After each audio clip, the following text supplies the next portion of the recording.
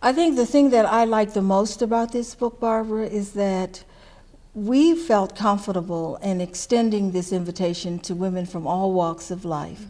It wasn't just university women, it wasn't well-to-do women, it was any woman that had something to say and thought she had something to say.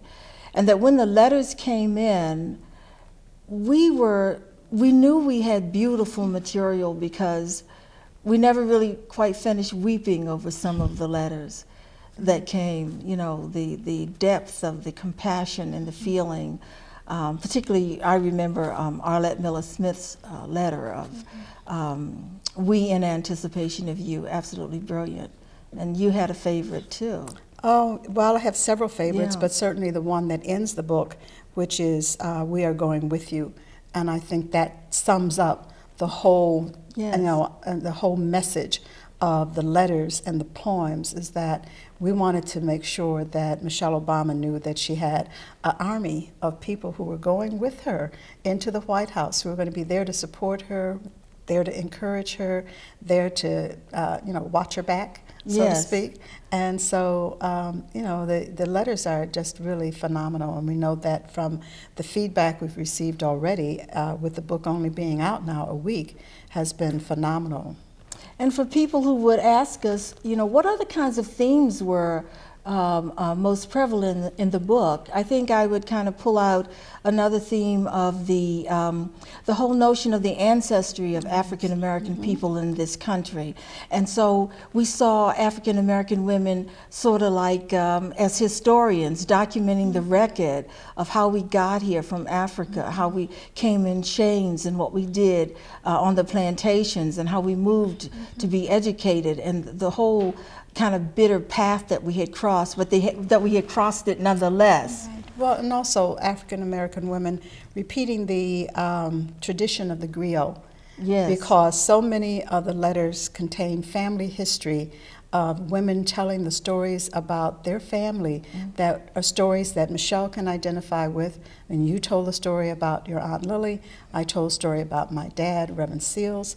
And you know, these were the bases on which women found the commonality, both in terms of our historical relationship with Michelle, as well as our own gender relationship with Michelle. Yes, and I think I was really taken back with the women who talked about the love and the deep love that they saw. Wasn't that something? That was quite sexy.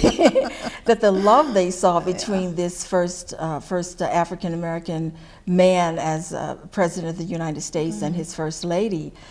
They talked about the shape of her body.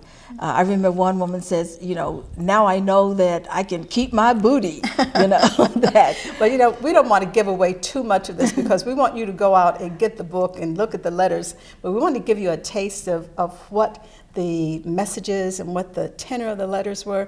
And so we should talk about now kind of what our next steps are, and we certainly need to thank our supporters as well if we didn't do so already. Yeah, we thank the hundreds of women who sent letters, and especially for those whose letters were able to make it into the book.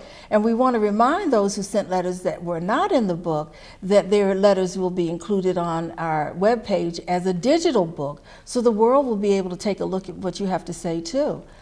We need to thank the University of Buffalo, particularly President Simpson, for his many years of support of our activities. And quite frankly, what we might also add is, you know, a little bit about our Uncrowned Queens website at www.uncrownedqueens.com, because our work is an extension of that. Right, and the fact that this is the 10th year for Uncrowned Queens, African American Community Builders, and in a sense, the book, Go Tell Michelle, is an extension of that work. It's our mission to collect and preserve the histories of African American women, and particularly those who are not well known or whose histories haven't been documented. And through this book, we've given also the opportunity, as you said, to a broad spectrum of African American women, many of them who aren't writers, who've never had anything published, who, you know, for them, this is a singular activity. They may never have anything else published, but this is a very special opportunity, and we are very pleased and proud to make this part of the mission of the Uncrowned Queens as we enter our 10th year as an organization.